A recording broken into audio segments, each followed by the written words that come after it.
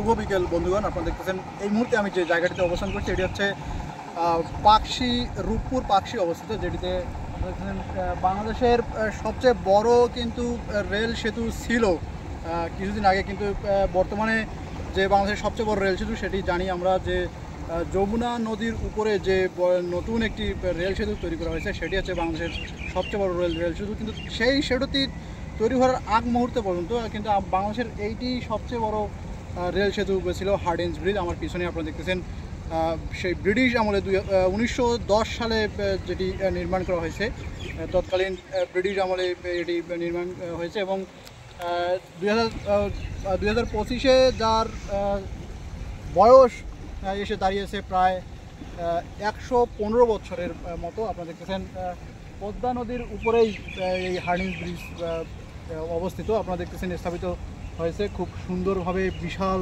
কারুকার্য খচিত এই ব্রিজ, হার্ডিঞ্জ ব্রিজ। আর হার্ডিঞ্জ ব্রিজের ঠিক পাশেই আপনারা দেখতেছেন লালন শাহ সেতু, যেটি কুষ্টিয়া এবং পাবনাকে সংযোগ করেছে। লালন শাহ সেতু, এদিকে হচ্ছে সড়কপথ এবং এদিকে হচ্ছে রেলপথ আপনারা দেখতেছেন।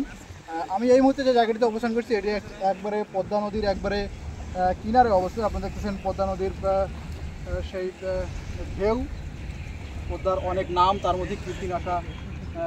পদ্মা হচ্ছে খুবই খরস্রোতা নদী এবং দেখতেছেন অসংখ্য জায়গা নিয়ে পদ্মা নদী বিস্তৃত। আমরা এর আগে আমি শিলাইদহ ঘাটে আপনাদের দেখিয়েছিলাম যে কী পরিমাণ চর পড়ে যায় পদ্মা নদীতে এই ফাল্গুন চৈত্র মাসের দিকে। যখন নদী শুকায় যায় তখন হচ্ছে বিশাল বড় চর, প্রায় 2-2.5 কিলোমিটারের মতো চর পড়ে যায়। আর এখানে দেখতেছেন যে হার্ডিঞ্জ ব্রিজ, সেই হার্ডিঞ্জ ব্রিজ কিন্তু একবারে ওই দিকে গেলেই কিন্তু আমরা হচ্ছে কুষ্টিয়া জেলা পড়ে এবং এইদিকেই হচ্ছে পাবনা জেলা অবস্থিত। আমরা পাবনা থেকেই আসছি, আপনারা জানেন।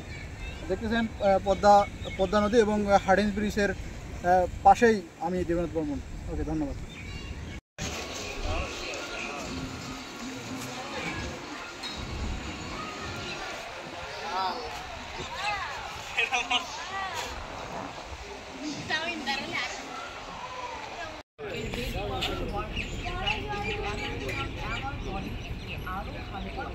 সময় কম।